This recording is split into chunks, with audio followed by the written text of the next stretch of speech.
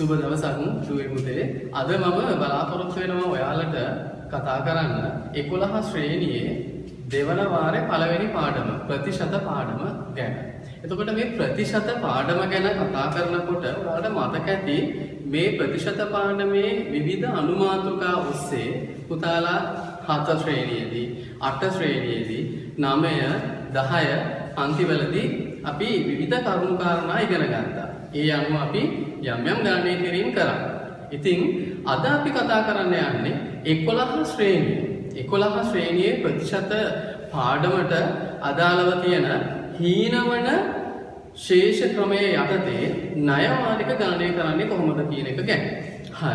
එතකොට මේ හීනවන ශේෂ ක්‍රමයේ යටතේ ණය වාරික ගණනය කරනවා කියන කාරණාව කතා කරන්න කලින් අපි බලමු පුතේ මේ හීනවන ශේෂ ක්‍රමය කියලා කියන්නේ මොකක්ද කියලා. හරි. මම මෙහෙම කියන්නම්කෝ. අපි මට මුදලක් ඕන වෙලා තියෙනවා ණයට ගන්න. මම එක්තරා ආයතනයක් වෙන්න පුළුවන් නැත්නම් වෙන ණය දෙන පුද්ගලයෙකුට වෙන්න පුළුවන්. මම ගිහිල්ලා අපි දුම ආයතනයක් කියලා. මම ආයතනයට ගිහිල්ලා මට ඕන කරලා තියෙනවා රුපියල් 10000ක්. මම කියනවා මට රුපියල් 10000ක් ණයට ගන්න පුළුවන්ද කියලා. ආයතනය කියනවා ඔව් ඔයාලට ණයට රුපියල් 10000ක් ණයට ලබා දෙන්න පුළුවන් කියලා. දැන් එතකොට මම ගොඩක් සතුටුයි. දැන් මට 10000ක් ණයට ගන්න පුළුවන්.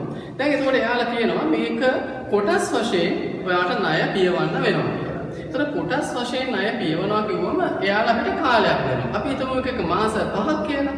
ඔන්න එයාලා මට කියනවා මාස 5කදී ගෙවලා නිම කරන්න ඕනේ කියලා. එතකොට මේ හීනවන ශේෂ ක්‍රමය කියලා කියන්නේ මොකක්ද? එතකොට මම රුපියල් 10000ක් ඔන්න ණයට ඉල්ලගත්තා. රුපියල් 10000. එයාලා මට කියනවා මේක මාස 5කදී ගෙවලා නිම කරන්න කියලා. එතකොට පුතේ මම මාස 5කදී මේක සමාන කොටස් වලින් ගෙවලා නිම කරන්නේ. එතකොට එයාලා මට මේ ණය මුදල සඳහා පොලියකුත් අය කරනවා. එතකොට පොලිය කියලා කියන්නේ මම ගත්ත ණය මුදලට වඩා වැඩිපුර මට ගෙවන්න වෙන මුදල් ප්‍රමාණයනේ. එතකොට ඒ මුදල් ප්‍රමාණය එයාලා ගණනය කරන ක්‍රමය කොහොමද කියන එක මම තව පොඩි වෙලාවකින් කියලා දෙනවා. මම දැන් කතා කරන්න හදන පුතාලට මේ හීනවන ශේෂය කියලා කියන්නේ මොකක්ද කියලා. දැන් මම ගත්තේ රුපියල් 10000ක් නේ. මම මාස 5කින් ගෙවනවා කියලා කියනවනේ. එතකොට මේ රුපියල් 10000 මම බෙදනවා මාස 5කින් නිසා 5යි. එතකොට මට ලැබෙනවා රුපියල් 2000ක්. රුපියල් 2000ක්. එතකොට මේ හීනවන ශේෂය කියන්නේ පුතේ මම මුල්ම මාසේ අපි හිතමු ඔන්න මම අද ණයට ගන්නවා රුපියල් 10000. එතකොට මම දැන් 10000ක් ණයයි. එතකොට පළමු මාසය වෙද්දි මට රුපියල් 10000ක් මම ණය වෙලා තියෙනවා. ඊළඟ මාසෙට යනකොට මම මේ 10000න් රුපියල් 2000ක කොටසක් ගෙවනවා. රුපියල් 2000ක කොටසක් ගෙවනවා. මම පොලිය නැතුවයි මේ කතා කරන්නේ. ඒක මම කිව්ව පසුකට කතා කරනවා කියලා. මේ ණය මුදල පමණයි. එතකොට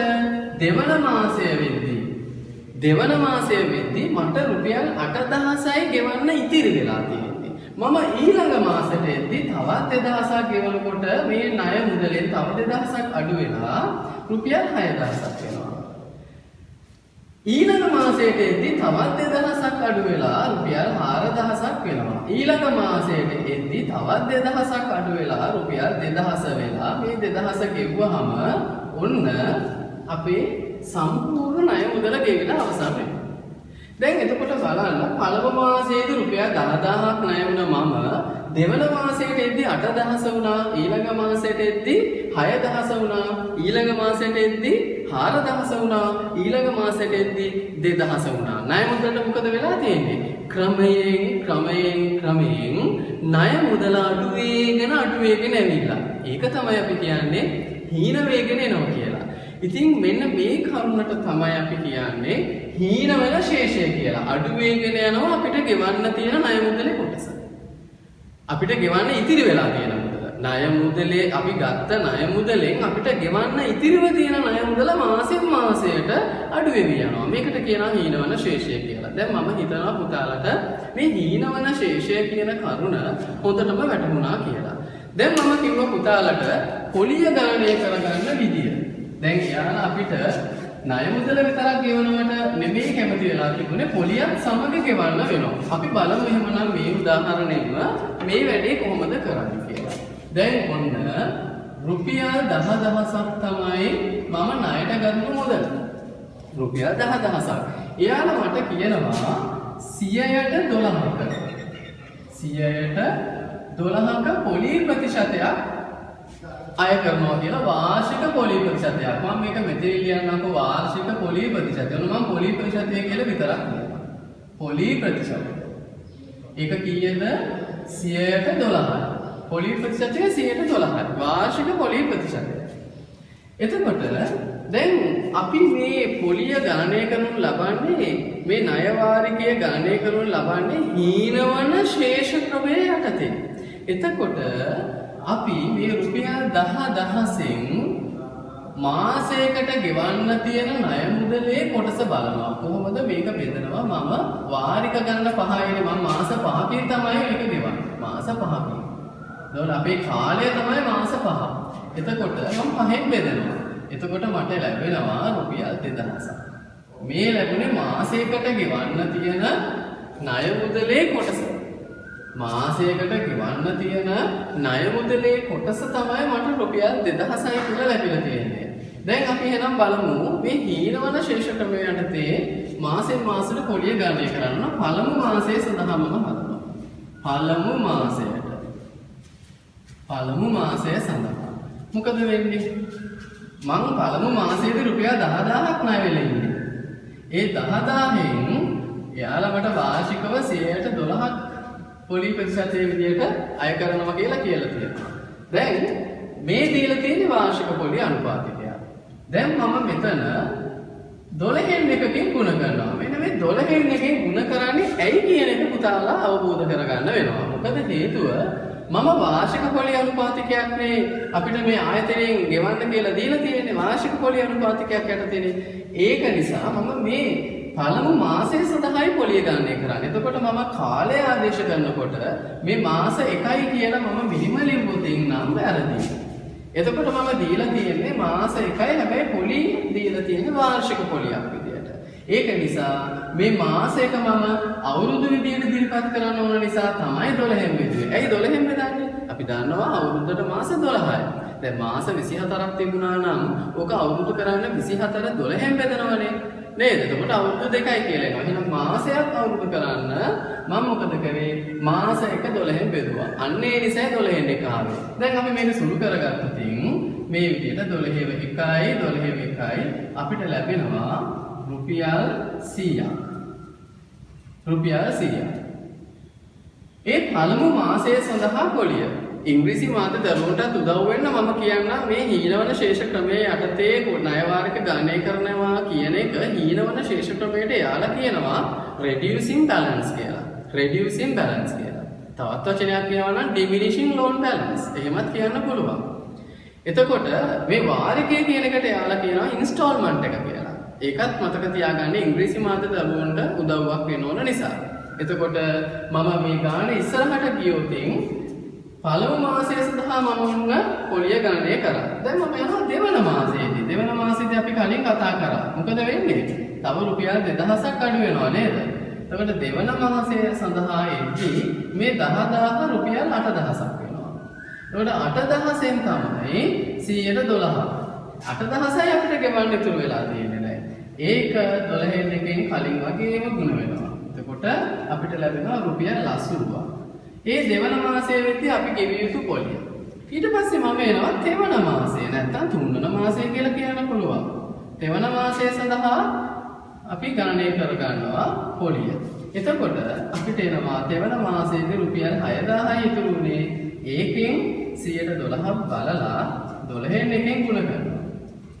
එතකොට අපිට එනවා රුපියල් 60. ඔන්න මම එනවා ඊට පස්සේ සිව්වන මාසය. ඕනනම් අපි හතරවන මාසය කියලා ලියමු මේක. හතරවන මාසය.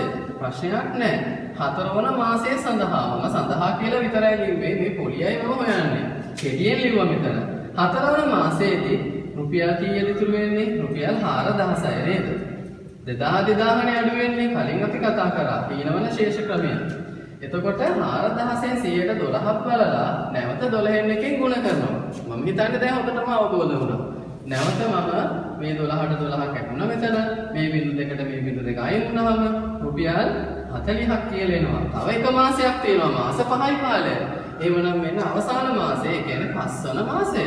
ඔන්න මම 5 වන මාසය සඳහා පොලිය ගණනය කරන්නයි මේ හදන්නේ. 5 වන මාසය සඳහා බලන්න. රුපියල් 2000යිනේ. මෙතනින් අපේ ණය මුදල ගෙවිලා අවසන් වෙනවා. එහෙනම් 112යි ඒකෙන් 12න් එකයි. මේ දෙකට මේ බිංදු දෙක කැපුණා. රුපියල් 20යි. දැන් අපි මාස 5 සඳහා පොලි මුදල් හොයාගෙන ඉවරයි. පළමු මාසයට රුපියල් 100ක්, දෙවෙනි මාසයට රුපියල් 80ක්, තුන්වෙනි මාසයට රුපියල් 60ක්, හතරවෙනි මාසයට රුපියල් 40ක්, අවසන් මාසයේ 5 වන මාසය ඒකට රුපියල් 20ක්. එහෙනම් දැන් මුළු පොලි මුදල හොයන්න පුළුවන්. කොහොමද? මේ ටික එකතු කරමු. ඔන්න මම මේ පැත්තෙන් එකතු කරනවා. රුපියල් 100යි, රුපියල් 80යි, රුපියල් 60යි, රුපියල් 40යි, රුපියල් 20යි. හරි නේද? 100යි, 80යි, 60යි, 40යි, 20යි. එකතු කරමු බලන්න මේ ටික.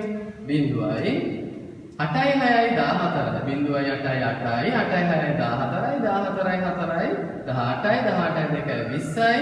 දෙකක් ඉතිරි 2යි 1යි 3යි. රුපියල් 300ක් අපිට ලැබුණා. මෙන්න මේක තමයි මුළු පොලි මුදල. දැන් අපිට පුළුවන් වාරිකය ගණනය කරන්න. ඉංග්‍රීසි මීඩියම් දරුවෝ කියනවා ඉන්ස්ටෝල්මන්ට් එක කියලා. මොකක්ද මේ වාරිකය කියලා කියන්නේ? මේ ගතපු ණය මුදලේ මාසයකට අපි ගෙවිය යුතු මුදල් ප්‍රමාණය. අපි එක කියනවා වාරිකය කියලා. මාසයක් සඳහා ගෙවිය යුතු මුදල ඉන්ස්ටෝල්මන්ට් එක. එහෙමනම් අපි ඒක හොයමු කොහොමද? දැන් රුපියල් 300යි කියලා කියන්නේ පොලි මුදල. මම ණයට ගත්තා රුපියල් 10000ක්. එහෙමනම් මේ දෙකේ එකතු අපි බලමු. මම රුපියල් 10000ක් කියලා ඔන්න මම මුළු මුදල හොයනවා. මුළු මුදල තමයි අපි ණයට ගත්ත රුපියල් 10000ක්. අපි පොලිය විදිහට හොයාගත්ත රුපියල් 300ක්. ඔය දෙක එකතු කරාම 10300ක්. 10300යි.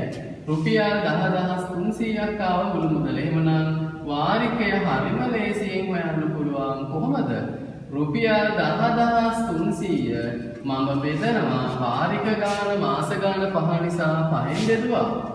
එහෙමනම් එකට නෑ 10ට 5 ඒවා 2යි, 3ට නෑ 0යි, 30ට 6යි, 0ට 0යි. එහෙනම් අපිට ලැබෙනවා රුපියල් 2060යි. මේක තමයි ඔන්න හීනවන ශේෂ ක්‍රමයේ යටතේ reducing balance.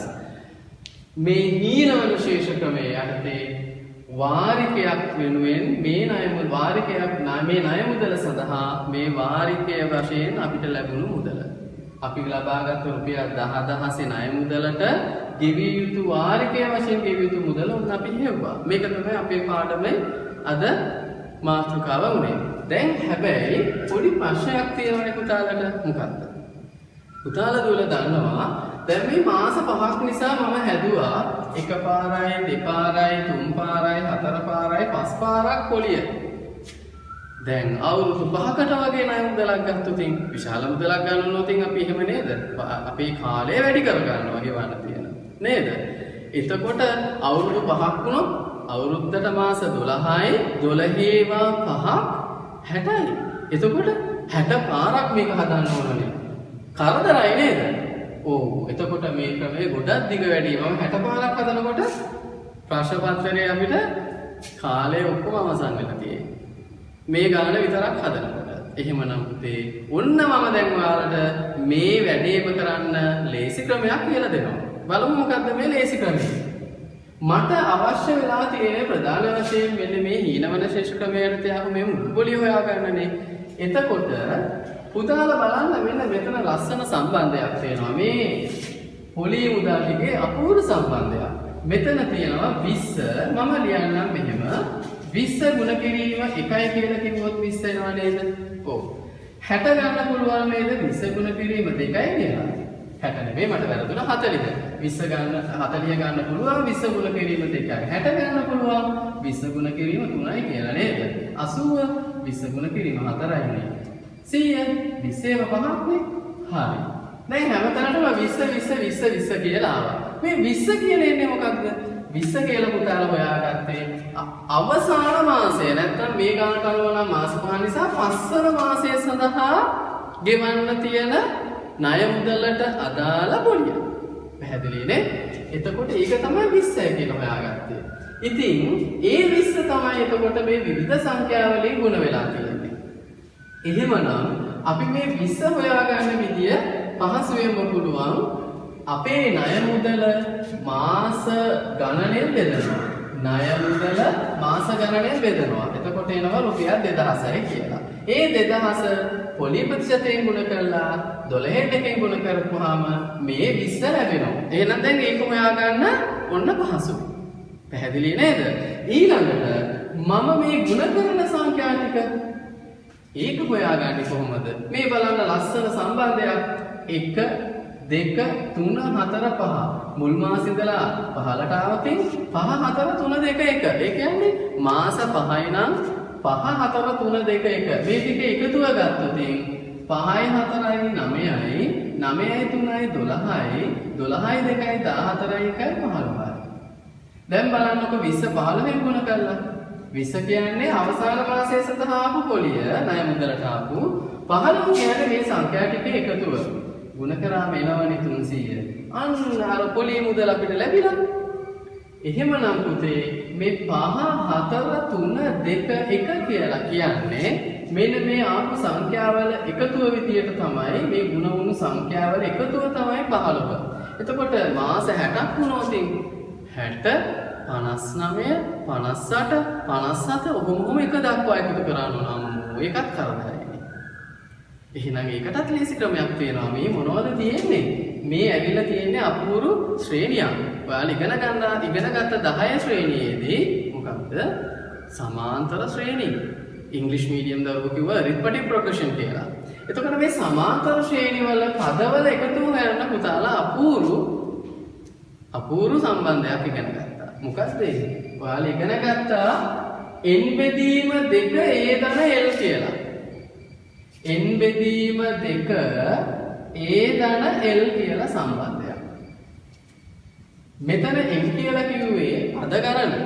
a කියලා කිව්වේ පළමු පදය. l කියලා කියන්නේ අවසාන පදය. එතකොට මේකේ 5 4 3 2 1 කියලා එනකොට පළමු පදේ වෙන්නේ කවුද? 5යි නේද? පද ගණන කීයද? 1 2 3 4 5. පද ගණනත් 5යි. පළමු පදයක් 5යි.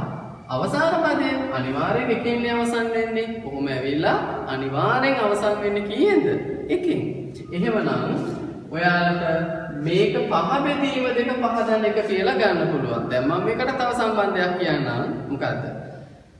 මෙතන පද ගණන තමයි 5. ඒ සමාන්තර ශ්‍රේණි වලට අනුව. හැබැයි මේක අපේ පාඩමට සම්බන්ධ කරලා ගත්තොත් මට මේක මෙහෙම කියන්න පුළුවන් නේ. වාරික ගණන බෙදීම 2. වාරික ගණන බෙදීම 2 වාරික ගණනට එකක් එකතු කරලා එන උත්තරෙන් ගුණ කරන්න කියනවා. මොකද්ද මම කිව්වේ?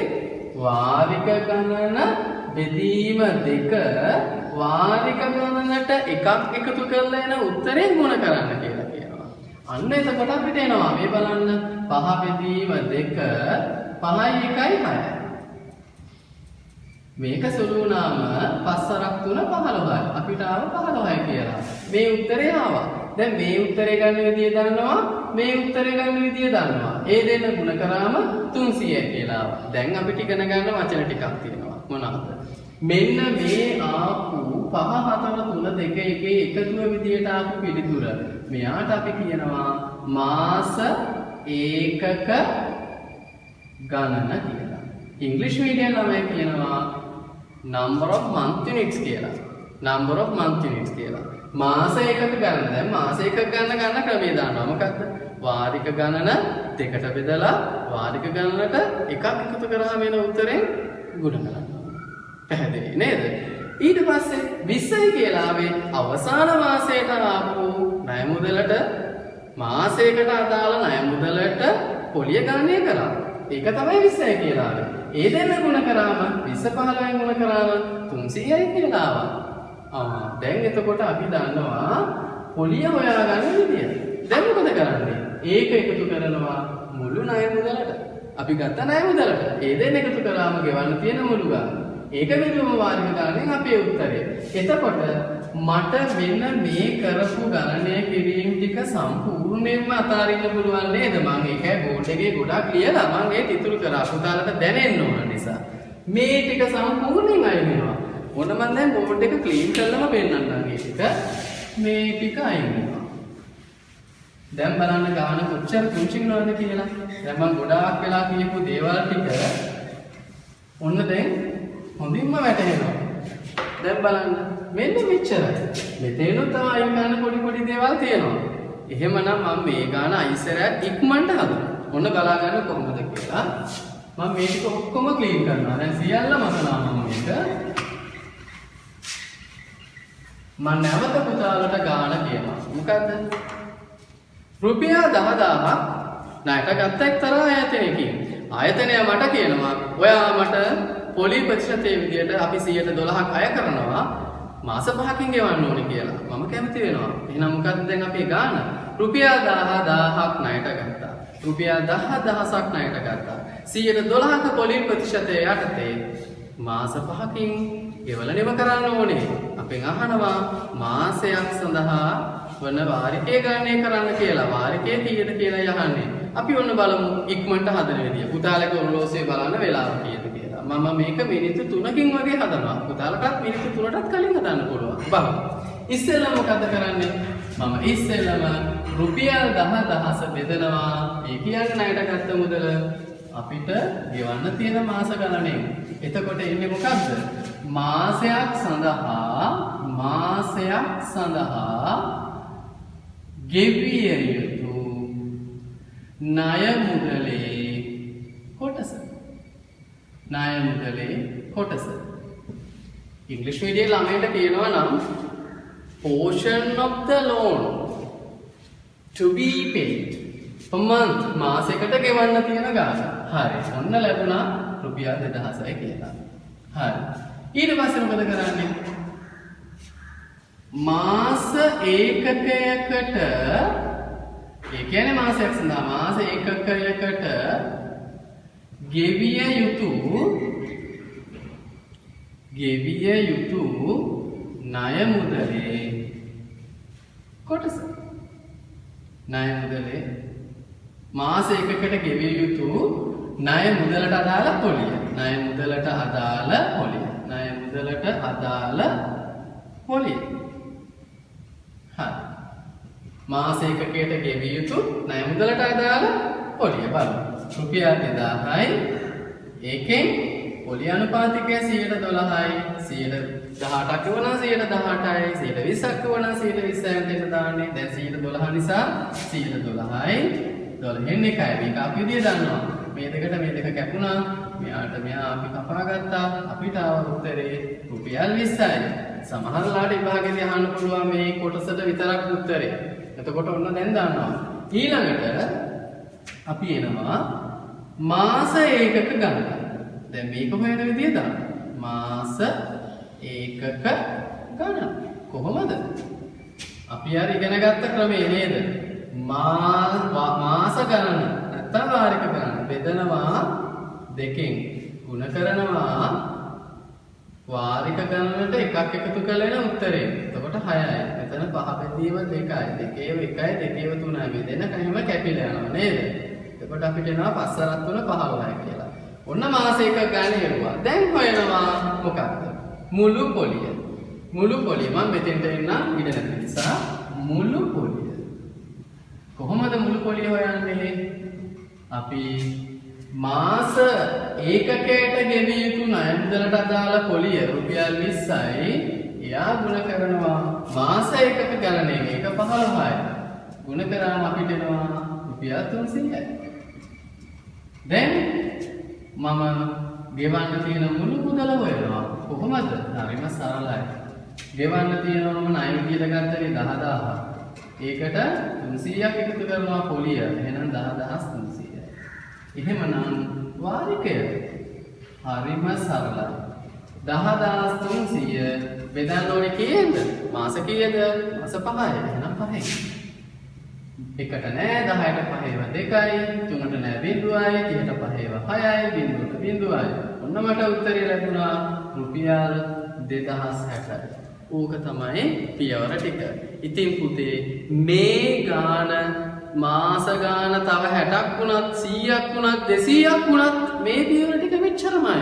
එහෙනම් යන්නේ මේ කාලයම තමයි. ඒකයි මම කිව්වේ මිනිත්තු 3කටත් වඩා අඩුවෙන් පුතාලට මේකට උත්තරය හොයන්න පුළුවන් කියලා. එහෙමනම් අවසානට අපි පොතේ තියෙන උදාහරණකුත් බලමු පුතාලගේ පෙළ පොතේ තියෙන. ඒකත් හදලා අපි බලමු ඊළඟට මොනවද කරන්න කියලා. හරි. ඔයාලගේ පොතේ තියෙනවා මුංචි උදාහරණයක් කියලා. මම මේ උදාහරණයක් පුතාලට හදලා පෙන්නන්නම් තවදුරටත් මේක පැහැදිලි වෙන්න ඕන නිසා.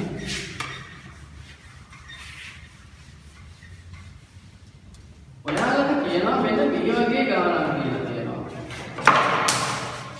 මොකද්ද මේ ගාන? එයාලා කියනවා අත්පිට මුදලට රුපියල් 25000ක් ඌ රූපවාහිනී යන්ත්‍රයක් රුපියල් 7000ක් ගෙවලා ඉතිරිය වසරක් තුල සමාන මාසික වාරික මගින් ගෙවීමට ලබාගත හැකියි කියලා. අපි මේ ටික කෙටියෙන් ලියාගමු.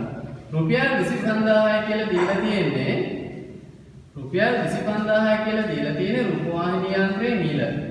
රූපවාහිනියේ මිල නෙමෙයි. රූපවාහිනියේ වටිනාකම.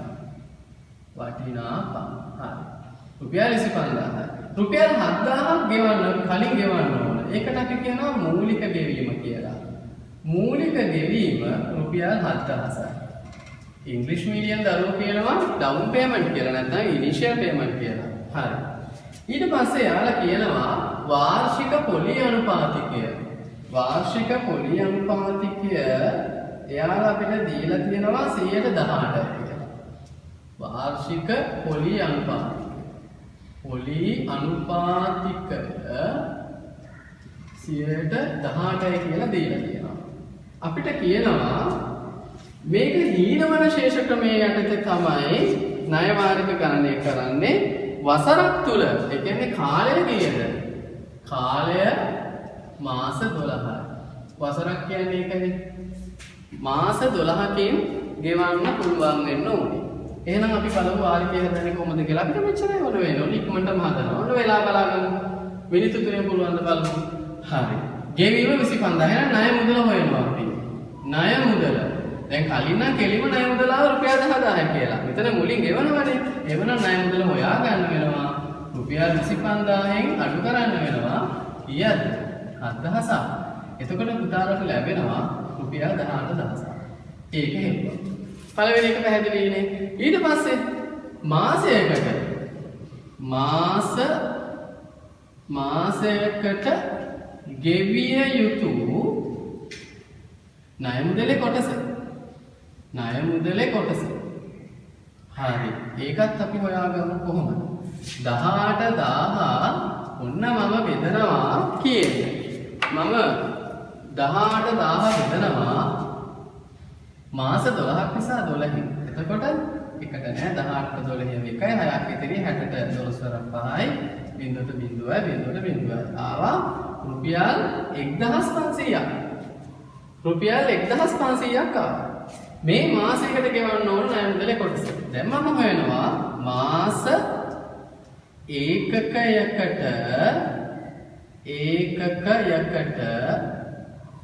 ගෙවිය යුතු පොලිය. ඒක දන්නව නේද?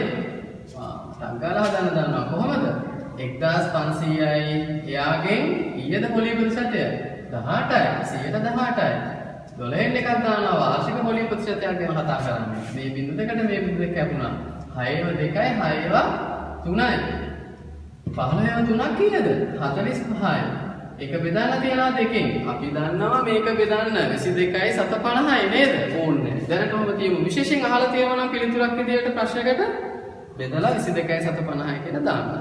එයි මම 750 කියන්නේ මට පුළුවන් 22.5යි. ඕ අපි රුපියල් ශත කතා කරනකොට රුපියල් 22.750යි කියලා කියන්නේ නේද? හරි. කමක් නෑ. දැන් අපි මේක මෙතනින් තියමු. අපි අවසාන උත්තරයක් අහලා නැති නිසා අපිට උනේ වාරිකය හොයන්න. හරි. අපි යමු ඉස්සරහට. දැන් හොයනවා මාස ඒකක ගණන. මාස ඒකක ගණන. කොහොමද? අපි දන්නවා වාරික ගණන කීයද? මාස 12යි. එහෙනම් වාරික 12යි. 1 2කින් බෙදුවා. වාරික ගණනට එකක් එකතු කරා. එකෙන් ගුණ කරා. 12 1යි 13යි. දෙකේ 1යි දෙකේව 6යි. එහෙනම් 6ෙන් ගුණ වෙලා අපිට ලැබෙනවා 78. දැන් ඔන්න අපි හෙව්වා මාස එකක ගණන. දැන් අපි යනවා මුළු පොලිය හොයන්න. මුළු පොලිය. කොහොමද මුළු පොලිය හොයන්නේ? අපි හොයාගත්තා මාස ඒකකයකට ගෙවන්න තියෙන ගාණ 45 බෙදීම 2යි කියලා. 22යි 50යි කියලා මම කිව්වේ. එයා ගුණ කරන්න ඕන මාස එකක ගණනේ කීයද? 78. ගුණ කරලා බලමු. 2 1යි කැපෙනා නේද? 7ට 2 3යි. එකක් ඉදිරියේ 18 9යි. 45 39ෙන් ගුණ කරන්න. ඉතින් අපි 45 39ෙන් වෙනම පැත්තක ගුණ කරගෙන බලමු. 45 39ෙන් ගුණ කරපුවාම ඔයාලට පිළිතුර විදියට ලැබෙනවා 1755. 1755. ඔන්න මම මේ උත්තරේ මෙතෙන්ට දැම්මා. මම දන්නවා නේද මේ 45 39ෙන් ගුණ කරන්න. ඔව්. එතකොට 1755යි. දැන් මම හොයනවා මුළු මුදල. මට ගෙවන්න තියෙන මුළු මුදල. මුළු මුදල කොහොමද කරන්නේ? මම ණයක් විදියට මට ගෙවන්න තියෙනවා 18000ක්. හරි. ඒකට එකතු කරනවා මම මේ 1755. එකතු කරපුවාම 0.55යි 0.55යි 0.77යි 8යි 1යි 9යි. මට ලැබෙනවා රුපියල් 19755ක්. මේක පිළිතුර නෙමෙයි. මේ ගෙවන්න තියෙන මුල මුදල. දැන් එහෙනම් මම හොයනවා වාරිකය. කොහොමද? ඔන්න මම මේ 19755 බෙදන්න ඕනේ කීයද? මාස 12යි වාරික 12යි. එහෙනම් පුතේ 12ෙන් බෙදෙනවා. හරි බෙදලා බලමු. 1ට 12ව නෑ නේද? 19 වෙන 12ව කීයක් තියනවද? 1යි නේද? 12ක් 1 12යි. තව කීයක් ඉතිරිද? 7ක් ඉතිරි. ඒ 7 මෙතෙන්ට ආව 77යි. 77ට 12ව 6යි නේ 72යි. තව කීයක් ඉතිරිද? 5ක් ඉතිරි. 55ට මේ 5ත් එක 55 හැදෙනවා. 55ට 12ව 4ක් 48යි නේද? තව කීයක් ඉතිරිද? 7ක් ඉතිරි. අයිත් 75ක් හැදෙනවා. 12ව 6ක් 72යි නේද? එතකොට තව 3ක් ඉතිරි. අපි දශම පිට තියලා බිඳුවක් ගමු නේද? එතකොට 3ට බිඳුවක් විතරනේ ආවහම 30ක් හැදෙනවනේ. 30ට 12ව 2ක් 24යි. තව 6ක් ඉතුරු වුණා. එතකොට තව බිඳුවක් ගත්තම 60යි. 60ට 12ව 5යි. ඔන්න පුතේ අපි හැදුවා වාරිකය කීයද? 1646යි 725යි 1646යි 725යි. මේක තමයි අද මගේ පාඩම උනේ. එතකොට මම පුතාලට මේ ඉගෙනගත්ත දේවල් ටික නැවත වතාවක් මුල සිට මම හිතන්නේ මෙතෙන්ට ආයෙත් නැහැ. පුතාලට දැන් පියවරෙන් පියවර හොඳින්ම වැටහුණා. මම ඉක්මනටම අයිසරයක් කිව්වොතින් හොයාගන්න තියෙන්නේ වාරිකයේ සොයද්දී මාසෙකට ගෙවන්න තියෙන ණය මුදලේ කොටස.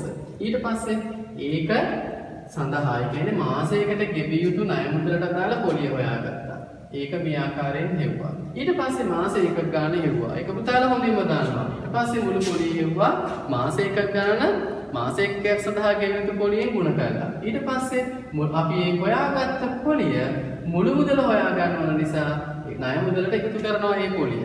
පිට එතකොට ලැබෙනවා මුළු මුදල. ඊට පස්සේ ඒක බෙදනවා මාස ගණනෙන්. ඕන්න අපිට වාරිකය ලැබෙනවා. එහෙමනම් පුතේ ඔයාලා මේ ඉගෙනගත්ත කරුණු ටික ගෙදරදී උත්සාහ කරලා බලන්න. නැවත නැවත ගණන් හදලා ඉස්සෙල්ලා මේ ගානම හදලා බලන්න. උත්තරේ එනවද බලන්න. උත්තරේ එනවනම් පුතාලගේ ගණිතය පෙළ පොත අරගන්න 11 ශ්‍රේණියේ. ගණිතයේ පෙළ පොතේ පුතාලට දීලා තියෙනවා 9 එක අභ්‍යාසයේ පළවෙනි ගණන, දෙවෙනි ගණන, තුන්වන ගණන, හතරවන ගණන. මෙන්න මම බෝඩ් එකේ පෙන්නන්නම් ඉස්සරහට කරලා 9 එක අභ්‍යාසයේ පළමු ගණන, දෙවන ගණන, තුන්වන ගණන, හතරවන ගණන. පුතාලා ගෙදරට උත්සාහ කරලා බලන්න. මේ ආකාරයෙන්ම ගණන් ටිකක් තියෙන්නේ. ඒ ගණන් ටික උත්සාහ කරලා පුතාලට හොඳ විශ්වාසයක් තහවුරුනායින් පස්සේ අපි මෙතනින් එහා කොටසට යමු. ඒ තමයි පුතාලට වාරිකය දෙනවා. පොලි ප්‍රතිශතය ගණනය කරන්න කියලා දෙනවා. පොලි ප්‍රතිශතය අපිට දෙන්නේ නැහැ. ණය මුදල දෙනවා. මාස ගාන කාලය වාරික කීයද කියලා දෙනවා. වාරිකයට අදාළ මුදලත් අපිට දෙනවා. අපිට පොලි ප්‍රතිශතය නම් දෙන්නේ නැහැ. අපිට කියනවා ඒක හොයන්න කියලා. ඒක අපි තවත් වීඩියෝ එකකින් බලමු. මම ඒ වීඩියෝ එකේ කතා කරනකොට ඒ පාඩම ඒ කොටස කියලා දෙනකොට පුතාලට මම මේ ගණන් වල ගැටලු සහගත තැනුත් කතා කරලා දෙන්නම්. එහෙමනම් පුතේ ඔයාලට සුබ දවසක්. මේ ගණන් සියල්ලම උත්සාහ කරලා බලන්න.